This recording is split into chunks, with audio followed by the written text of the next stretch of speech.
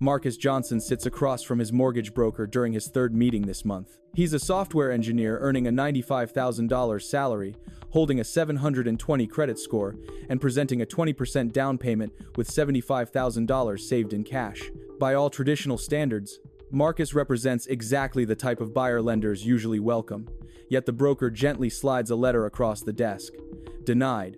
The stated reason: debt-to-income ratio too high. The rejection rate for mortgage applications rose by 8.6 percentage points to 20.7% in 2024. Consider Sarah Martinez, a UT Austin graduate from the class of 2021 who began teaching in Plano with a salary of $58,000. She spent 3 years saving diligently, building up $42,000 in the bank, hoping to purchase a $280,000 starter home. When she applied, her student loan payments, $340 per month, raised her DTI above the 43% threshold many lenders use. Her application was declined. Then there's David Chen, who runs a small IT consulting firm in Houston. For 8 years, he has been self-employed, earning around $110,000 annually, with excellent credit and $50,000 in savings. He applied for a $350,000 mortgage, confident that his strong profile would be enough. However, his application was declined due to employment history. Prices outpaced incomes by roughly 40% since 2019, creating mathematical challenges in underwriting. The governor acknowledged that certain lending guidelines are shaped at the federal level, making some adjustments difficult at the state level. The story becomes clearer when examining the data released by the Federal Reserve Bank of New York, which illustrates how the mortgage environment shifted throughout 2024.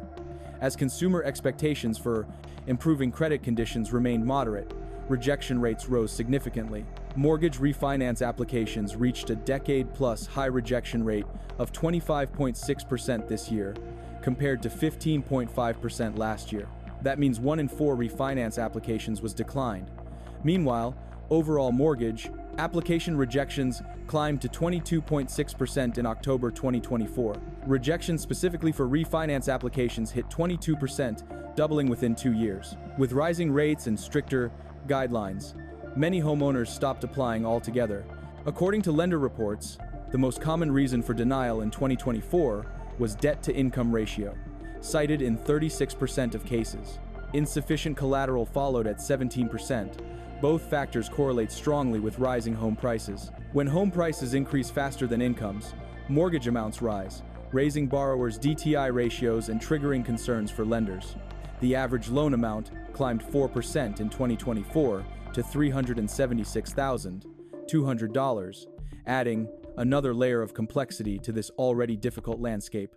While national trends show a steady tightening of mortgage conditions, Texas illustrates a more intense version of the struggle. Consider Sarah Martinez. She expressed appreciation for efforts aimed at improving affordability, but noted that access to lending remains essential for aspiring homeowners. Her experience reflects the increasingly complex intersection of rising prices, cautious lending, and shifting economic conditions that shape Texas families' paths toward homeownership. Many lenders view self-employment as higher risk because income can fluctuate, even when tax returns show consistent earnings. Then there's David Chen. His situation illustrates how underwriting standards, designed to monitor stability and risk, can sometimes create unexpected challenges for self-employed Texans who have worked hard to maintain strong financial footing while seeking pathways to long-term homeownership. Another example is Jennifer Williams, a registered nurse in San Antonio, earning $72,000 with a 690 credit score. She applied for a VA loan, typically considered one of the more accessible loan types due to its flexible credit requirements and support for veterans and their families. Yet her application was declined because of a late credit card payment from 18 months earlier. During COVID, she was furloughed for 3 months, and the late payment occurred during that period. Even though she recovered financially and maintained responsible habits afterward, that single late entry affected her approval. Then there's Miguel Rodriguez in El Paso, earning $65,000 working construction, while his wife earns $38,000 in retail. Together, they make $103,000 and have saved $55,000 over 15 years. They applied for a $295,000 FHA loan, But Miguel's bankruptcy from 7 years ago, caused by a medical emergency, placed him 1 year short of some lenders' 8-year requirement. These individual stories reflect a broader pattern unfolding quietly across Texas. Many families preparing for homeownership find themselves navigating a lending environment more cautious than ever. Governor Abbott's February 2025 State of the State address emphasized affordability efforts, including streamlining regulations and encouraging more construction to meet demand. His initiative sought to tackle long-standing supply challenges in Texas, where rapid population growth has strained inventory. Meanwhile, discussions among state leaders have also touched on the influence of institutional investors buying single-family homes. Abbott and Lieutenant Governor Dan Patrick expressed that increasing investor activity may make it harder for traditional buyers to compete, and they voiced interest in examining potential policy adjustments. However, while investor activity remains a topic of interest, another key challenge persists at the lending level. Texas continues to experience a housing shortage, particularly for lower-income households, and state budgets place limited emphasis on housing assistance programs. Even with a surplus, advocates acknowledge that large-scale intervention is unlikely in the near future. The combination of supply shortages, rising prices, and tighter underwriting creates a complex environment for households trying to enter the market. As lending standards adapt to economic shifts, many Texans feel the pressure of balancing opportunity with increasingly cautious financial requirements. Texas needs around 320,000 additional homes to meet current demand, according to estimates from Up for Growth, a housing policy organization. Yet the concern many prospective buyers voice is that more homes only help if financing remains accessible.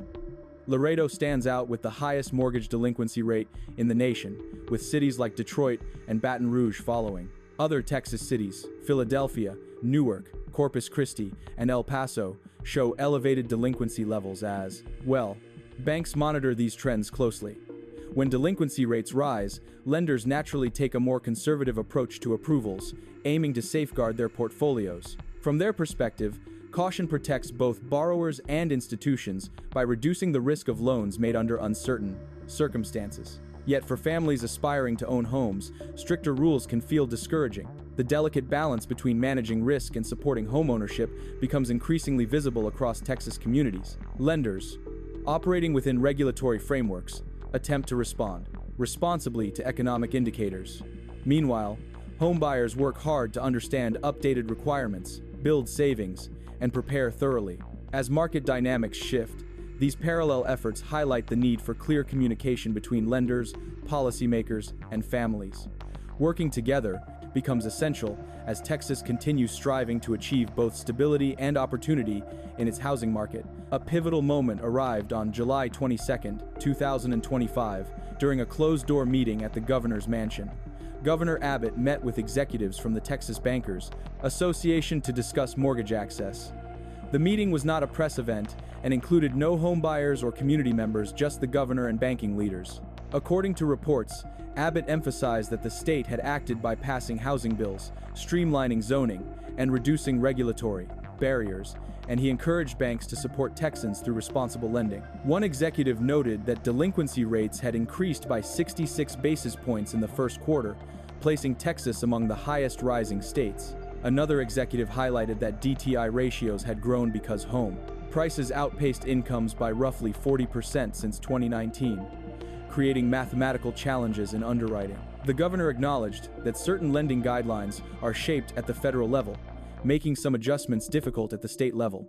Audio later reported by the Houston Chronicle captured the governor acknowledging the limits of state influence over underwriting standards. His comments reflected a recognition that while the state can work on supply-side reforms, broader lending frameworks involve federal regulators and secondary mortgage markets. The discussion underscored the complexity of addressing affordability from multiple angles within Texas's rapidly changing housing environment. While such measures may influence parts of the market, many Texans continue observing that credit access remains a central factor in their experience.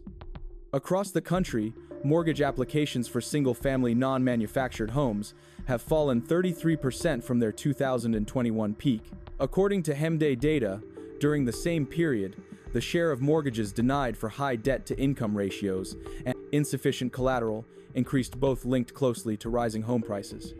Between 2019 and 2023, home prices rose 40%, while median household incomes in Texas grew around 15%. This widening gap contributes to why underwriting remains cautious. When homes become more expensive relative to income, lenders must evaluate applications more carefully to ensure long-term sustainability. Governor Abbott's reforms aim to ease construction constraints and improve inventory availability. Yet as long as lending remains stringent, newly built homes may continue to be purchased by investors or cash buyers who do not require financing. For many households, bridging the gap between opportunity and approval remains the central challenge. Families across Texas continue working toward homeownership with determination, savings, and careful planning. Yet for many, lending guidelines remain a significant hurdle. Sarah Martinez is still renting in Plano, hoping for a future approval. David Chen continues operating his stable business while renting in Katy. Jennifer Williams is rebuilding her credit ahead of her 2-year reapplication window. Miguel Rodriguez waits for his 8th year to pass so he can meet lender eligibility. Their stories reflect dedication, resilience, and a long-term commitment to stability.